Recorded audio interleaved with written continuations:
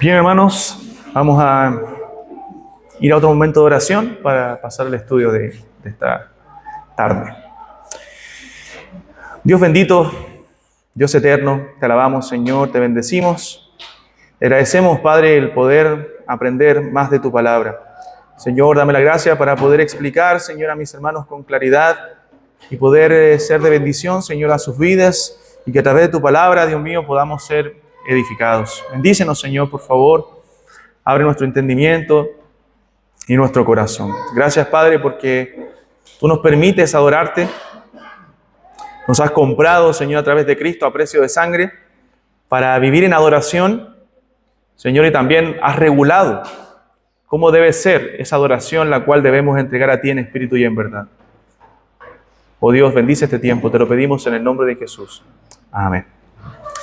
Bien, hermanos, capítulo 22 de nuestra confesión de fe, de la adoración religiosa y del día de reposo. Y a veces entre los cristianos parece mala esta palabra religioso, ¿cierto? Religioso a veces suena como a fariseo, pero no es así. La palabra religión siempre la ha usado el cristianismo históricamente, solo que lamentablemente, últimamente, dentro de los movimientos cristianos, de las iglesias cristianas, se ha visto la religión como algo vacío. Y sí, la religión puede volverse algo vacío y un mero ritualismo. Pero la Escritura usa la palabra religión para hablar del cristianismo, para hablar de nuestra fe, para hablar de aquello que nos liga a Dios, que nos une a Dios. Entonces no tenga mal el usar la palabra religión. La Biblia la usa en el libro de Santiago cuando dice que la religión pura y sin mácula, ¿recuerdan? Es, y ahí señala lo que es o cómo debe evidenciarse en la vida práctica nuestra religión, nuestra fe, nuestra devoción a Dios. Gracias, hermanito.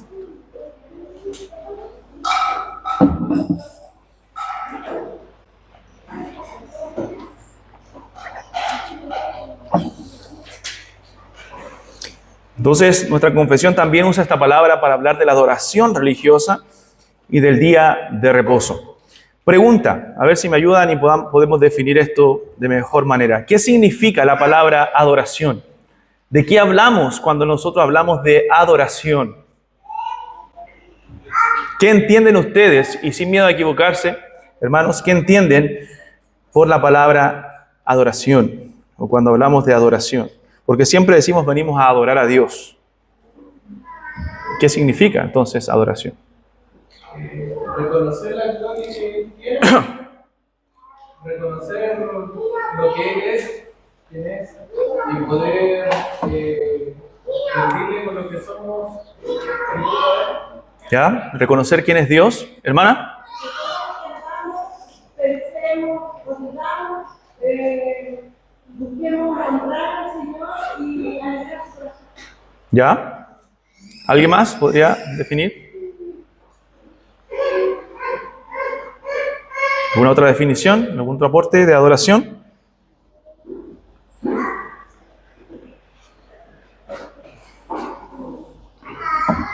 O hacer lo que Él manda.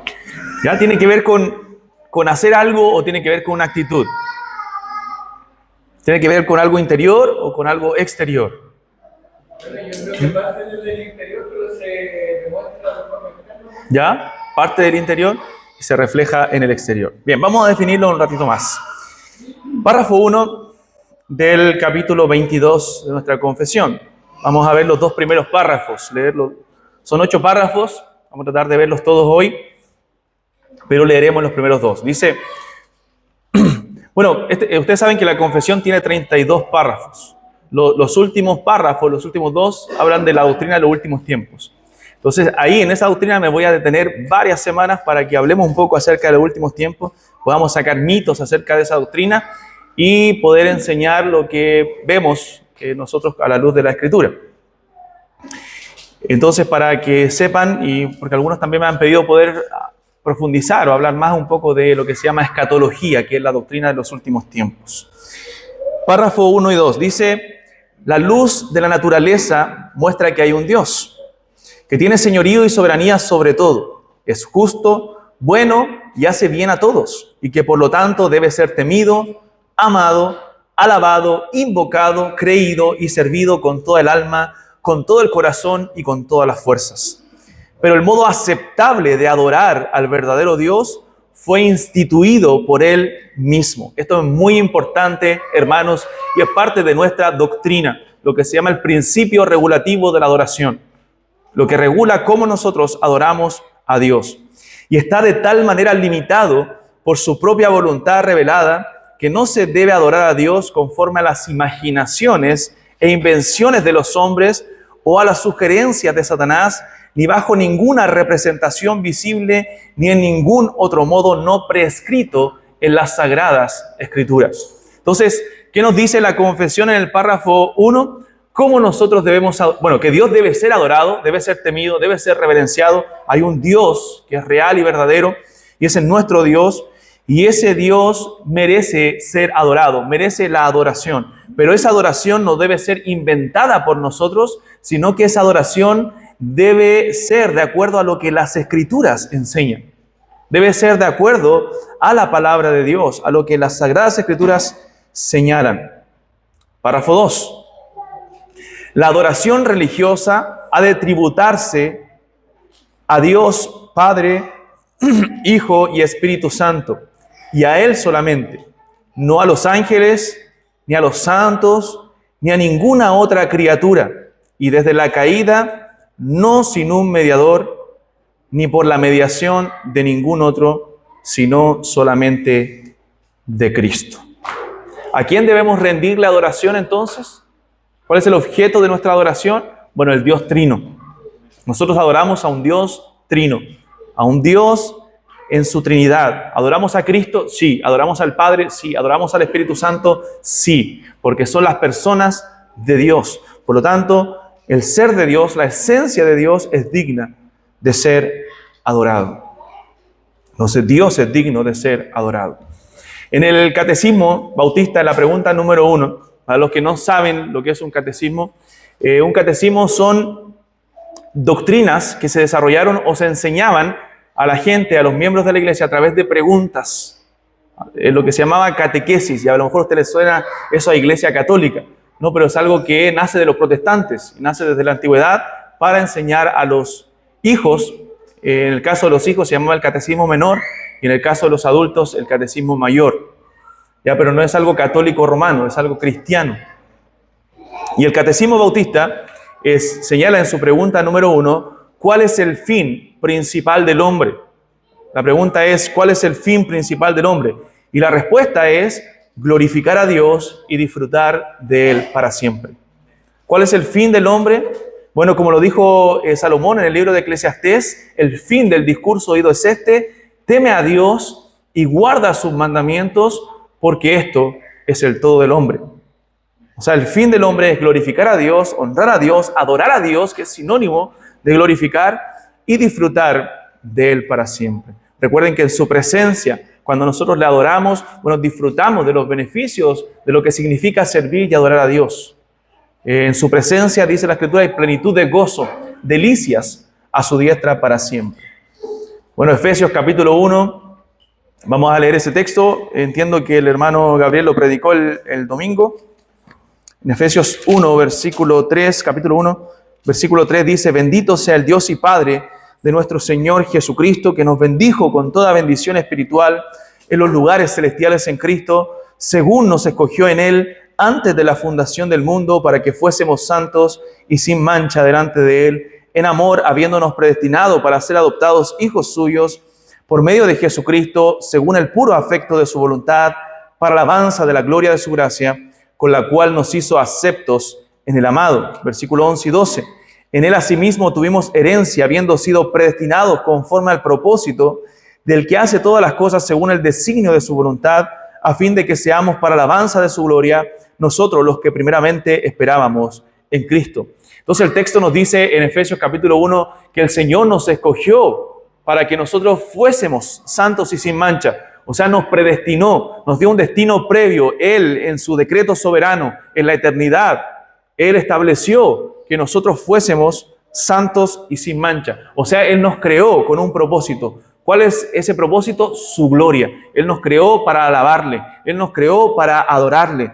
Entonces, el fin de que Dios nos haya hecho, nos haya escogido, es para que le adoremos por siempre, para que le sirvamos.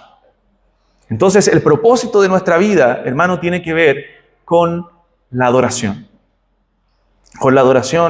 a Dios. Entonces, la razón de nuestra vida, la razón de ser del ser humano, del creyente, es la adoración a Dios. Cuando Israel salió de Egipto, Dios sacó un pueblo de Egipto para que le adore. Eso dice la Escritura en Éxodo. Para que ellos pudieran adorar a Dios. Entonces, ¿cuál es el propósito principal de la iglesia? ¿Cuál es el propósito número 1 de la iglesia? Bueno, glorificar a Dios.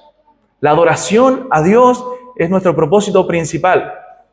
Por ejemplo, algunos dicen la evangelización del mundo. Sí, por supuesto, es un propósito de la iglesia y es muy importante. Pero la evangelización nace o subyace de la adoración. Nosotros evangelizamos porque eso adora a Dios. Que los pueblos vengan a Cristo, que la gente venga a Cristo, eso adora al Señor. Ven lo que dice John Piper al respecto. Dice las misiones, por ejemplo, la obra misionera, la evangelización, no son la prioridad superior de la iglesia. Es la adoración. Las misiones existen porque la adoración existe.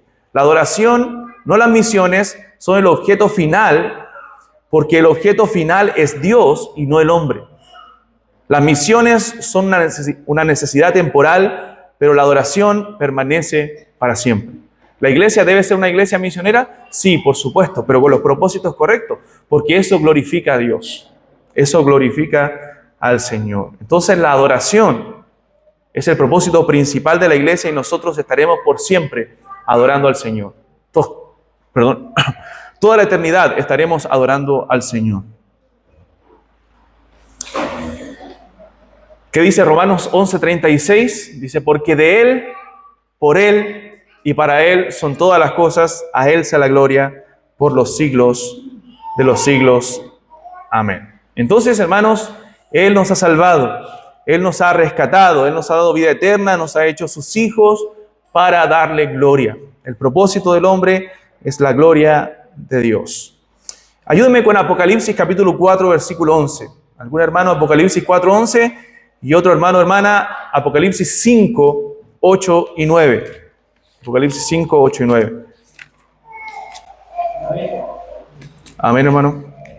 Señor, digno eres de recibir la gloria y la honra y el poder, porque tú le haces todas las cosas, y por tu voluntad existen y fueron creadas. Amén. ¿Qué dice? El Señor es digno de ser adorado, digno de recibir esa adoración. Capítulo 5, versos 8 y 9. Amén. Amén. Cuando hubo tomado el libro, los 4 seres vivientes y los 24 ancianos se postraron delante del Cordero. Todos tenían en sus copas de oro llenas de incienso, que son las oraciones de los santos, y cantaban un nuevo cántico diciendo: digno eres de tomar el libro y de abrir sus sellos, porque tú fuiste inmolado y con tu sangre nos has redimido para Dios de todo linaje y lengua y pueblo y nación. Amén. Bien, cantamos una alabanza de ese pasaje de Apocalipsis, pero el Señor es digno de adoración, digno de recibir la gloria. En Jeremías capítulo 10, verso 7 dice: ¿quién no te temerá, oh Rey de las naciones? Porque a ti es debido el temor, porque entre todos los sabios de las naciones y entre todos sus reinos no hay semejante a ti. Entonces, Dios es digno de la adoración y nosotros, sus súbditos, nosotros sus criaturas, nosotros sus hijos, debemos darle la adoración que es debida. Ahora, la pregunta es cómo nosotros rendimos esa adoración, cómo nosotros entregamos esa adoración a Dios. ¿Está regulada esa adoración que debemos darle al Señor o podemos adorarle con cualquier cosa que nosotros hagamos? Sobre todo en la adoración pública, en la adoración religiosa, en la adoración que le entregamos como congregación. Podemos venir e inventar la rueda y decir: vamos hoy día a hacer una obra de teatro que glorifica al Señor. Vamos a hacer una película en el culto que glorifica al Señor. Vamos a hacer, no sé, cualquier cosa que nos ingeniemos para adorar al Señor en el culto del día del Señor, del domingo. Bueno, no. Dios ha regulado la forma en que la iglesia debe adorarlo. Entonces, la palabra adoración es rendir honor, tributo, respeto, alabanza, gloria a un ser superior. Eso significa literalmente la palabra adoración, que viene del griego proskuneo. O sea, literalmente significa besar la mano. Besar la mano. Así como un perro lamía a su amo, ahí se usaba la palabra proskuneo. Caer de rodillas, tocar el suelo con la frente. O sea, es un acto de humillación, de adoración, de manifestar una reverencia profunda, de postrar nuestra alma y nuestro corazón delante del Señor. Eso es adoración, es una actitud interior, como bien decían el hermano, que se refleja de manera exterior. O sea, adorar no es hacer algo, sino adorar es una actitud que proviene de lo profundo de nuestro ser, de lo profundo de nuestro corazón. Es rendir honor al Señor, es rendir honor a quien lo merece, es ver la grandeza de Dios y reaccionar de acuerdo a lo que Él es, actuar de acuerdo a lo que Él es, a lo grande que es el Señor. Entonces, es una actitud de nuestro corazón que se refleja en una actitud exterior, no solamente en una actitud, sino en una vida exterior diferente. En el Salmo 95, versículo 6, dice: venid, adoremos y postrémonos. Y ahí sinónimos: adoremos y postrémonos, arrodillémonos delante de Jehová, nuestro Hacedor. El Salmo 95, 6. Y ahí nos da una definición de lo que es adoración. Es venir y postrarse delante de su presencia, arrodillarse delante de su presencia. Es una actitud de nuestro corazón donde nos rendimos delante de Dios. Rendimos nuestro corazón a Él y le damos la gloria por lo que Él es. Entonces, eso es adoración. Y la adoración, hermanos, no es una opción. Ojo, y esto es importante, porque cuando nosotros venimos el día domingo, el día del Señor, no venimos a tantear cómo está el culto, si hay un ambiente cálido espiritual para adorar a Dios o no. No, la adoración es un deber. Nosotros venimos a adorar y venimos con esa actitud y con esa disposición en nuestro corazón de adorar al Señor, de rendirle honor. No, la adoración no se mide y no se tantea de acuerdo a la emoción que se ve en el culto o a la emoción que nosotros tenemos. Porque yo sé que al igual que yo, ustedes a veces vienen con emociones a flor de piel y a veces hasta las lágrimas se nos caen mientras estamos cantando al Señor o mientras estamos escuchando la palabra del Señor. Y hay días en que no, que pareciera que no sentimos mucho, ¿cierto? Cuando estamos cantando. Pero nosotros no vivimos de acuerdo a los sentimientos, ni la adoración es un sentimiento.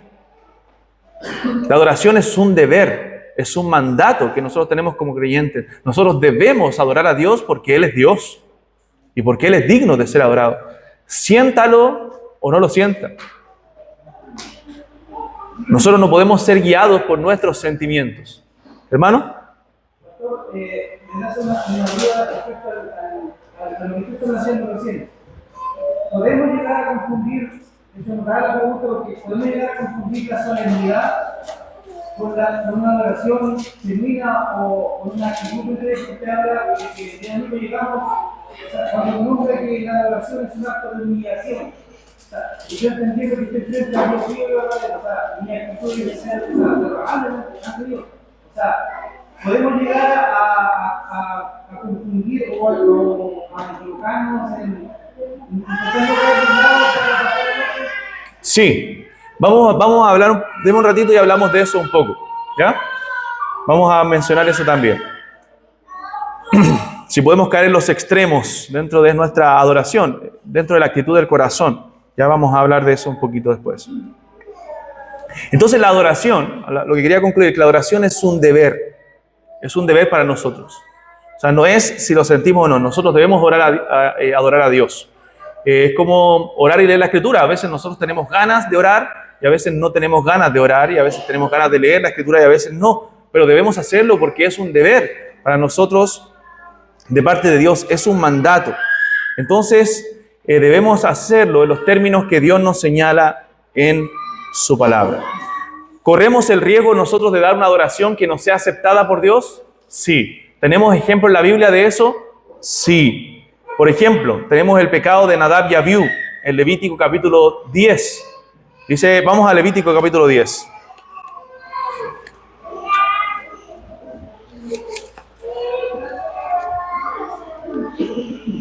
Levítico capítulo 10.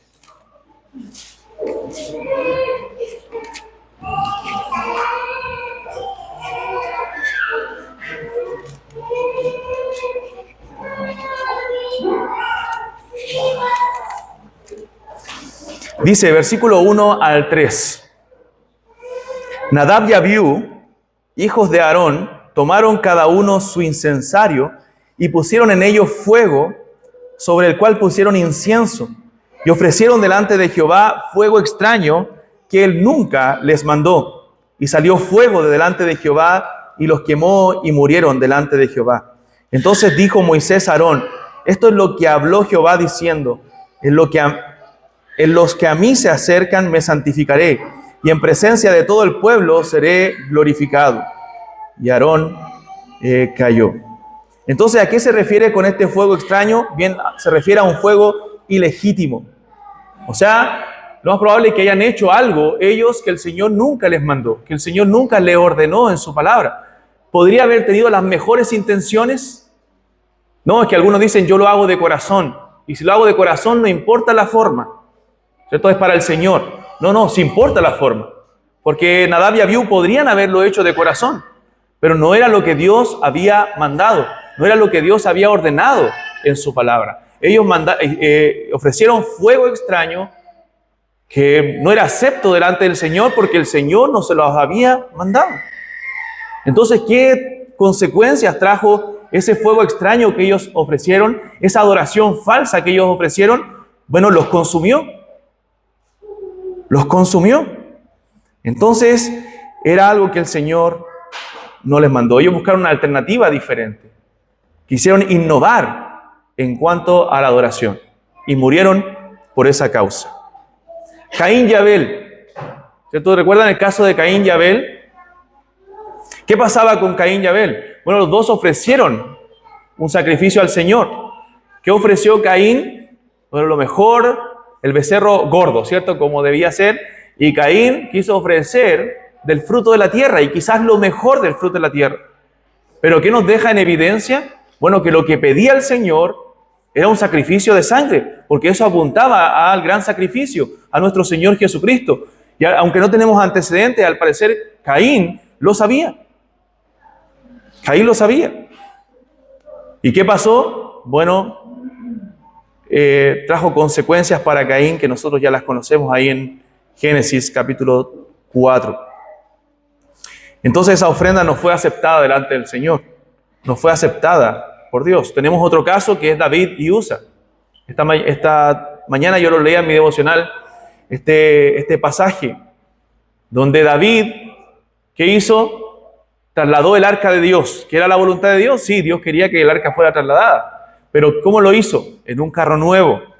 Adoptó la forma de los filisteos. Si ustedes recuerdan la historia, los filisteos habían robado el arca de Dios, el arca del pacto. ¿Y qué pasó? Vinieron tumores, enfermedades, sufrieron todo el pueblo de los filisteos. ¿Y qué pasó? Lo devolvieron. Dijeron, hay que devolver esta arca que está trayendo maldición. Entonces la devolvieron en un carro, ¿cierto? Y llegó a Israel. Entonces David, cuando quiso trasladar el arca, lo hizo de la misma forma. Adoptó una forma pagana de trasladar el arca. Pero ¿cómo Dios lo había dicho que se hiciera? Bueno, eso estaba establecido en la ley. Los sacerdotes, los levitas, eran los únicos que podían tocar el arca del pacto. Y debía ser trasladada sobre los hombros con varas que estaban también descritas en la palabra de Dios. Y de esa forma el arca debía ser trasladada para el servicio y la adoración a Dios. Lo hicieron de manera diferente, quiso innovar David, no vio la escritura, no consultó la palabra de Dios. ¿Y qué pasó? Murió Usa. El carro iba ahí muy rápido, comenzó a moverse el arca, y Usa extendió su mano y murió en ese mismo momento en que tocó el arca. ¿Por qué? Porque Usa, si usted ve la historia, Usa era benjamita. Era de la tribu de Benjamín y no era un levita. Entonces, murió por esa causa. Hizo David lo correcto de una manera incorrecta. Entonces, hermanos, la adoración debe ser a la manera de Dios. Entonces vemos, por ejemplo, en Éxodo capítulo 3, verso 12, que Dios le dice sobre este monte donde deben adorar. No, es que nosotros queremos adorar en el monte de allá. No. Dios dijo, en ese monte es donde ustedes deben adorar. Entonces, hermanos, debemos hacer las cosas de acuerdo a lo que Dios señala. Éxodo capítulo 25, versículo 40.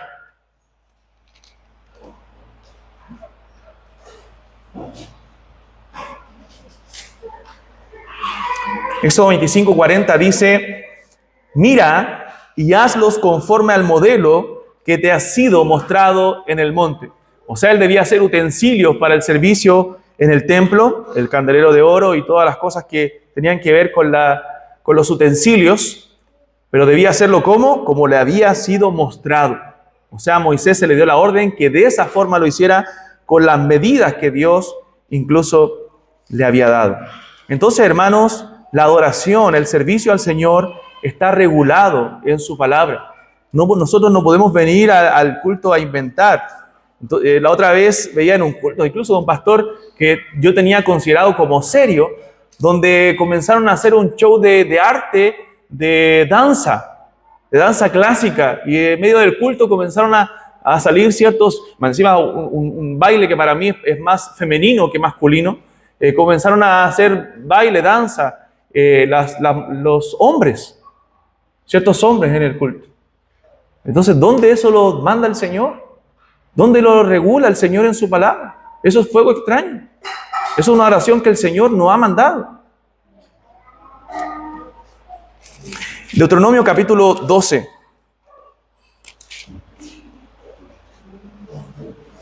Deuteronomio 12.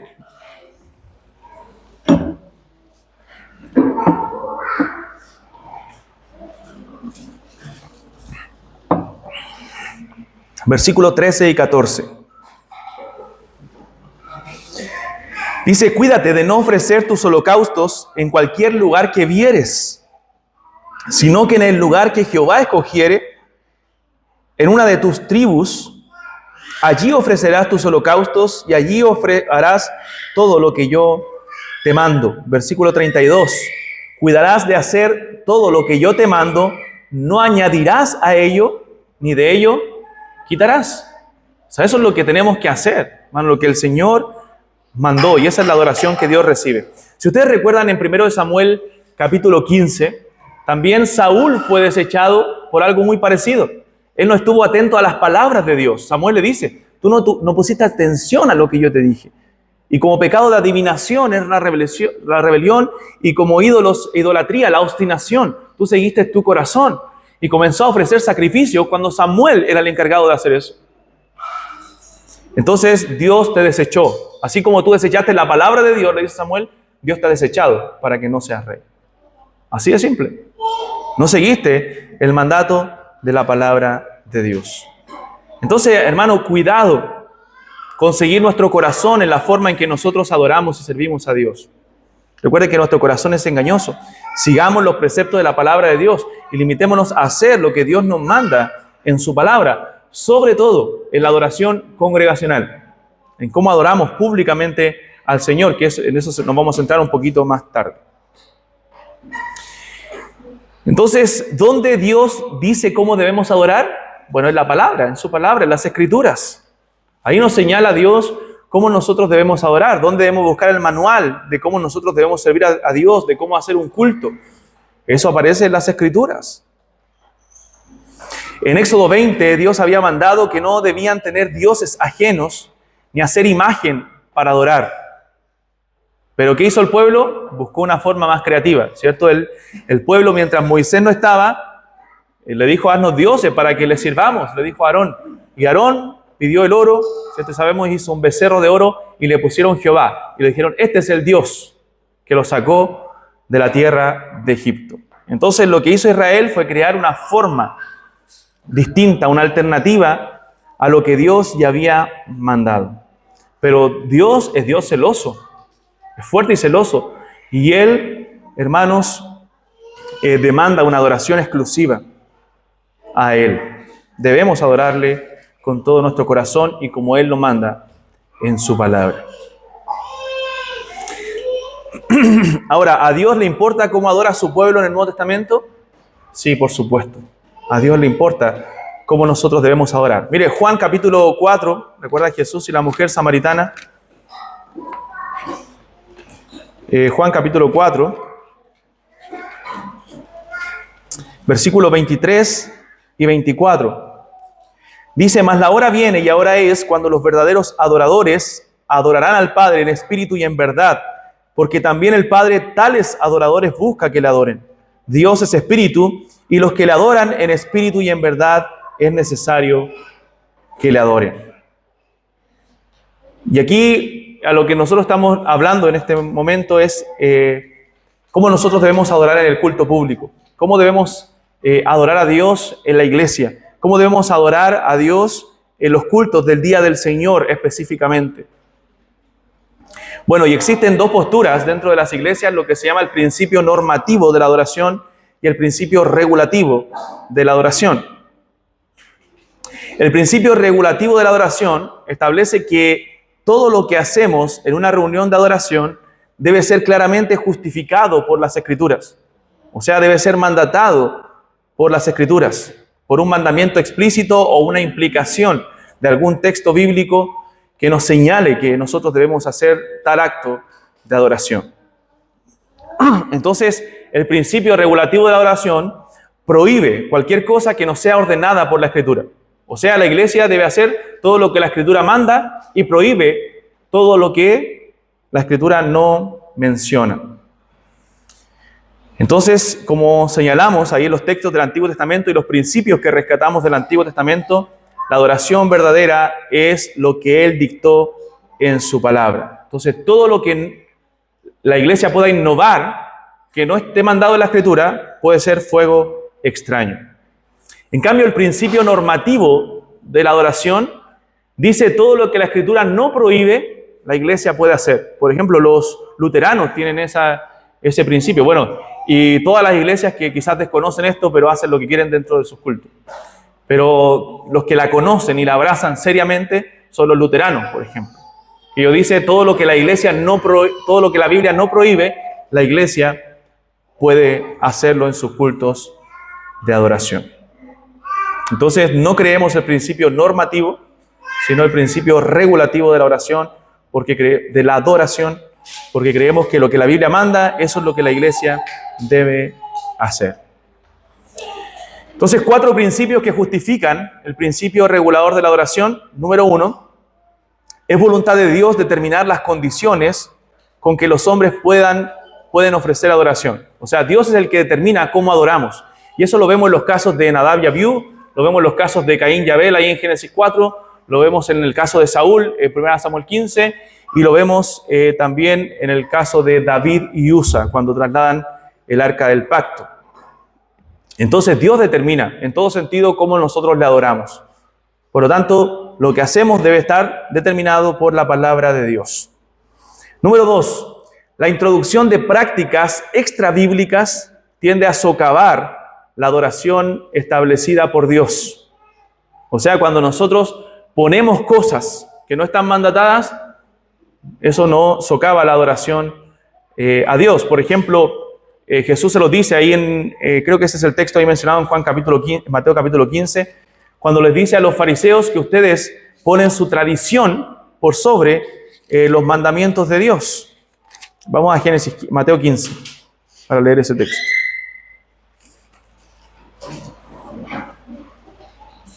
Dice, versículo 2 de Mateo capítulo 15. Los fariseos le preguntan: ¿por qué tus discípulos quebrantan la tradición de los ancianos? Porque no se lavan las manos cuando comen.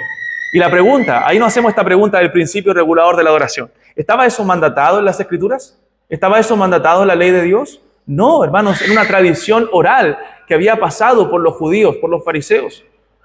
Una tradición que se había hecho tan importante para ellos que la consideraban al nivel de la palabra de Dios, al nivel de la ley de Dios. Entonces ellos, por eso cuando usted ve que en la boda de Caná Jesús convierte el agua en vino, con esas vasijas que habían llenas de agua, esas vasijas las tenían ahí para el lavamiento de las manos, que ya era una tradición en toda fiesta. Y Jesús convierte esa agua en vino. Pero no estaba mandatado en las Escrituras. Jesús le dice en el verso 3, respondiendo él les dijo: ¿por qué también vosotros quebrantáis el mandamiento de Dios por vuestra tradición? ¿Son buenas las tradiciones? Sí, hermanos, los países tienen tradiciones, las familias tienen tradiciones. No son malas en sí mismas. El problema es cuando nosotros ponemos eso dentro de la iglesia como palabra de Dios, o por encima de la palabra de Dios. Porque Dios mandó diciendo, honra a tu padre y a tu madre, y el que maldiga al padre o a la madre muera irremisiblemente. Pero vosotros decís, cualquiera que diga a su padre o a su madre es mi ofrenda a Dios. Pero vosotros decís, cualquiera que diga a su padre o a su madre es mi ofrenda a Dios, todo aquello con que pudiera ayudarte, ya no ha de honrar a su padre o a su madre. Así habéis invalidado el mandamiento de Dios por vuestra tradición. Hipócritas, bien profetizó de vosotros Isaías cuando dijo, este pueblo de labios me honra, mas su corazón está lejos de mí. Entonces, hermanos, cualquier introducción de prácticas extra bíblicas tiende a socavar la verdadera adoración a Dios. Entonces, cuidado. Y quizás podemos verlo a veces, ciertas tradiciones dentro de las iglesias, ciertas prácticas o ciertas leyes incluso que se ponen dentro de las iglesias que se vuelven a nivel de palabra de Dios cuando nunca han estado mandatadas en las Escrituras. Por ejemplo, un principio de vestimenta. ¿Tenemos una orden bíblica de cómo nosotros debemos venir vestidos al culto? No. ¿Tenemos principios generales que nos hablan de cómo nosotros debemos venir al culto o cómo debemos vestirnos regularmente? Sí, pudor y modestia, ¿cierto? Hay principios generales de modestia, de pudor, pero no con qué tipo de ropa yo debo venir. Si nosotros usamos corbata, ¿cierto? El día domingo para la predicación, lo hacemos porque creemos que es una forma de representar de mejor manera lo que significa la predicación de la palabra de Dios. Pero está mandatado, podemos decir, eso es mandato bíblico y es ordenanza, y el que no lo hace, peca.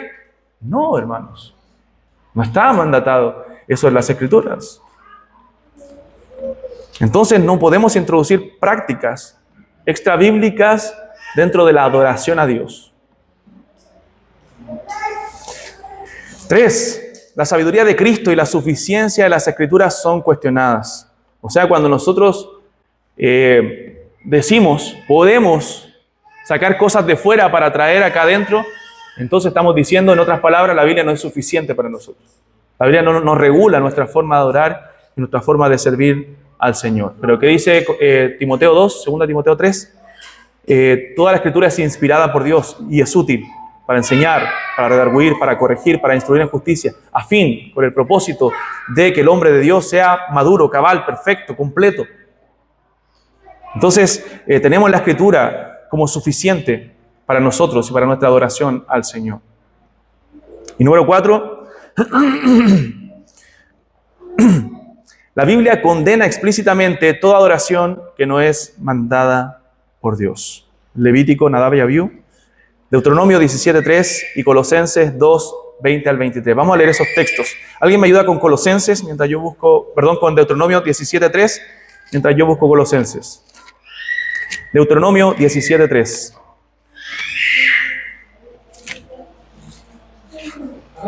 Amén. ¿Qué hubiera ido y servido a dioses ajenos si hubiera inclinado a ellos, ya sea al sol o a la luna o a todo el ejército del cielo, el cual yo he visto? Amén. Y Colosenses 2:20 dice, pues si habéis muerto con Cristo en cuanto a los rudimentos del mundo, ¿por qué, como si vivieseis en el mundo, os sometéis a preceptos tales como no manejes, ni gustes, ni aun toques, en conformidad a mandamientos y doctrinas de hombres, cosas que todas se destruyen con el uso? Tales cosas tienen a la verdad cierta reputación de sabiduría en culto voluntario, en humildad y en duro trato del cuerpo, pero no tienen valor alguno contra los apetitos de la carne. ¿Qué está diciendo Pablo aquí? Bueno, está regulando un problema que había en la iglesia de Colosas. ¿Qué estaba pasando en Colosas? Bueno, habían ciertos grupos judaizantes específicamente, que estaban queriendo contaminar la congregación. Ciertos grupos que estaban queriendo introducir falsa doctrina, falsos maestros dentro de la iglesia. Entonces, había un grupo que eran los legalistas y los ascetas, aquellos que practicaban el ascetismo, aquellas prohibiciones, ¿cierto?, para creer que a través de esas prohibiciones del cuerpo, ellos podrían ser más santos, más consagrados al Señor. ¿Cierto? Es como decir, yo no voy a tocar tal cosa, no voy a gustar de tal cosa porque eso es pecado, y al momento de gustarlo me voy a contaminar. Es como decir, no voy a comer cerdo porque eso es pecado. ¿Cierto? ¿Y qué nos dice la Escritura al respecto? Bueno, que lo que Dios santificó no lo llame esto inmundo, que todas las cosas con acción de gracias son santificadas. Que cuando el cerdo era prohibido en el Antiguo Testamento era con un propósito para la nación de Israel específicamente. Pero en el Nuevo Pacto todas las cosas son santificadas cuando se hacen con acción de gracias. Entonces, ¿qué le estaban diciendo a estos hombres? No gustes, no toques, no manejes, o sea, no hagas esto ni lo otro. Porque al no hacer esto, ustedes se van a santificar más. O sea, ¿qué estaban diciendo con eso? Que Cristo no era suficiente. Por eso Pablo es tan cristocéntrico en Colosenses. Por eso, a propósito, él habla de Cristo, Cristo, Cristo, Cristo, Cristo. Para darle a entender a los colosenses que Cristo era suficiente en sus vidas. Que no necesitaban dejar de manejar ciertas cosas, dejar de gustar ciertas cosas, dejar de tocar ciertas cosas para ser más santos o para ser salvos. Cosas que no mandaba el Señor. Y dice ahí en el verso, en conformidad a mandamientos y a doctrinas de hombres. O sea, no eran mandamientos de Dios, eran mandamientos de hombres. Y dice ahí el verso 23, tales cosas, las que ustedes se están privando, tienen a la verdad cierta reputación de sabiduría en culto voluntario, en humildad y en duro trato del cuerpo. O sea, parecieran ser cosas buenas cuando ustedes maltratan su cuerpo por eso. Pero no tienen valor alguno contra los apetitos de la carne. O sea, no tienen ningún valor contra los apetitos de su carne. No les van a ayudar a no sentir más deseos carnales, quizás lo van a aumentar. Cuando te estás privando de algo que es lícito, lo más probable es que aumente tu deseo en vez de que disminuya. Entonces, hermanos, todo eso es condenado en la Biblia. El legalismo, el ascetismo, es condenado en la Biblia. Entonces, el párrafo 2 nos habla a quién se debe adorar. Bueno, al Dios Trino, estamos claros de eso. ¿Cuál es el medio de la adoración? Cristo. Adoramos a través de Cristo. Es por Jesucristo que nosotros nos acercamos a Dios. Nadie viene al Padre, dijo Jesús, sino por mí. Cristo es el mediador, porque hay un solo Dios y un mediador entre Dios y los hombres, Jesucristo, hombre. Entonces nosotros adoramos al Dios Trino por medio de Jesucristo. No les voy a leer el credo de Atanasio, ustedes si quieren lo leen en casa, pero nos habla de la adoración al Dios Trino. Ya tenemos un Dios, y eso es doctrina fundamental, que es triuno. Uno en esencia, tres en subsistencia, tres en persona. El Padre es Dios, el Hijo es Dios y el Espíritu Santo es Dios. Cristo es verdadero Dios, verdadero hombre. Eso es claro en la Escritura y en la fe cristiana. Ya, yo creo que me voy a quedar por ahí nomás, hermano, porque si no me voy a pasar del tiempo si sigo. Ya, pero vamos a seguir la próxima semana con el párrafo 3. En cuanto a la pregunta del hermano Marcelo, para responder eso, en cuanto a la adoración pública, por ejemplo, si podemos confundir, bueno, todo este principio regulador de la oración es que nosotros debemos hacer lo que la Escritura nos manda. Vamos a ver la próxima semana que las cosas que Dios nos manda en la Escritura para hacer dentro de la iglesia es la oración. La iglesia debe orar. ¿Qué nos manda? La iglesia debe leer y predicar la palabra de Dios. Eso es lo que nos manda la Escritura. La iglesia debe ofrendar, es parte de la adoración a Dios del culto público. Y la iglesia debe cantar a Dios alabanzas, salmos, himnos y cánticos espirituales, como dice Colosenses capítulo 3. Son las cosas mandatadas en la adoración. Hermanos, ¿significa esto que yo no puedo ir a una obra de teatro donde representen una historia bíblica? No, no estamos diciendo eso. Usted puede ir, una iglesia la puede hacer, no tengo ningún problema con eso, siempre y cuando no sea en el día del Señor, en la adoración pública. Porque eso no es un acto de adoración a Dios, es un acto de entretenimiento. ¿Ya? Si lo tratamos como un acto de entretenimiento, muy bien, hágalo. Pero no es la adoración que se entrega a Dios, porque la adoración que se entrega a Dios es en el día del Señor y es donde la iglesia se reúne para orar, para cantar, para predicar, para leer las Escrituras. Eso es y para ofrendar al Señor. Eso es lo que Dios ha mandatado en su palabra. Ahora, la forma en cómo cómo entregamos esas cosas, bueno, puede ser diferente. Y creo que eso es lo que apuntaba al hermano Marcelo. El hermano Marcelo. Por ejemplo, ¿significa que lo que Dios manda en su palabra es que debemos estar con una actitud rígida, todo el culto en los cantos? No, hermano. No.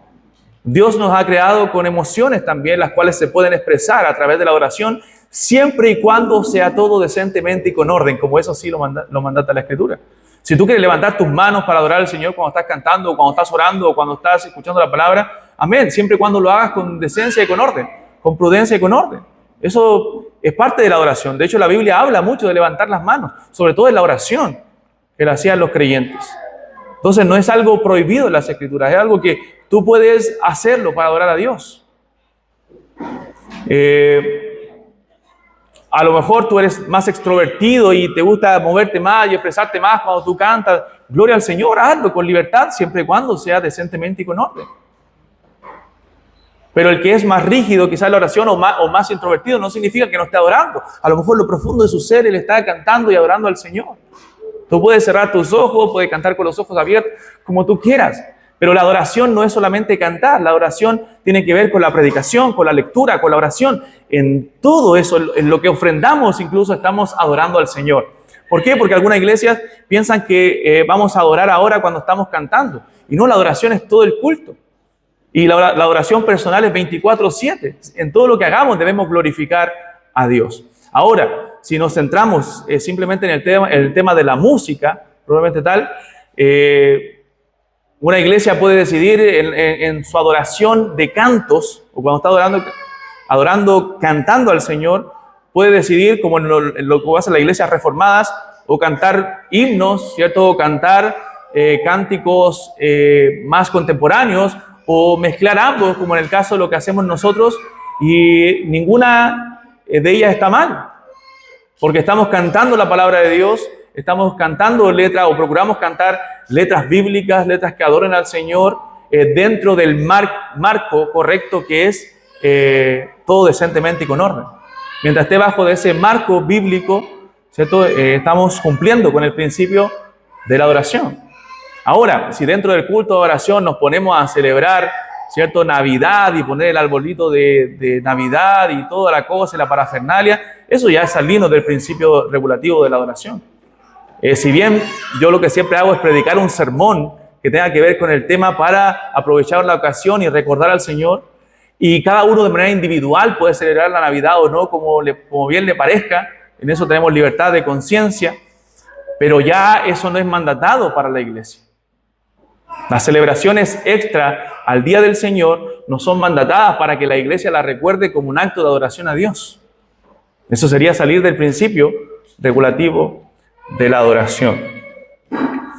Entonces, se da cuenta que lo que hace la confesión misma nos da un marco en el cual nos podemos mover algunas iglesias un poquito para allá, otra iglesia un poquito para acá, pero no salirnos de ese marco bíblico que nos da nuestra confesión de fe y lo que la Escritura nos señala. Dentro de la confesión podemos tener diversas posturas, pero dentro de ese mismo marco que es la confesión de fe. Entonces, yo conozco iglesias reformadas donde les gusta cantar más himnos, ¿cierto? Y cantan muchos himnos y cantan muy solemnemente o muy formalmente, pero hay que tener cuidado de no confundir la formalidad, como decía el hermano, con adoración a Dios. No porque seas más formal significa que estás adorando más al Señor. Entonces, recuerde que la adoración es un acto del corazón, es un acto de lo profundo del ser. Y tampoco porque levantes más las manos, estás adorando más que el que no levanta las manos. Porque es un acto del corazón. Tú no puedes involucrarte en el corazón del otro. Lo que sí debemos procurar es adorar con todo el corazón al Señor, con toda nuestra alma, porque es un deber. ¿Me entiendes? No es una emoción. Que si sentiste hacerlo, lo haces. Si no sentiste, entonces no. No, lo debemos hacer con todo el corazón porque es un mandato. No sé si apunté, hermano Marcelo, lo que usted quería decir. Bien. Eso, mis hermanos, hasta ahí lo dejamos. No sé si tienen otra pregunta, comentario que quieran hacer antes de orar.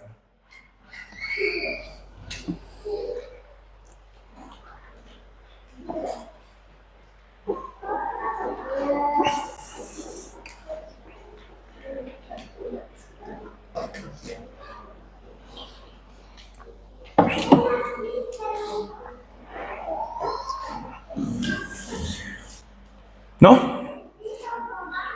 Bien, oremos entonces. Amado Dios, te agradecemos este tiempo, Señor, que tenemos en tu palabra, en el estudio, Padre Celestial. Permite que sea de provecho para mis hermanos y que podamos rendir una mejor adoración a ti, Señor.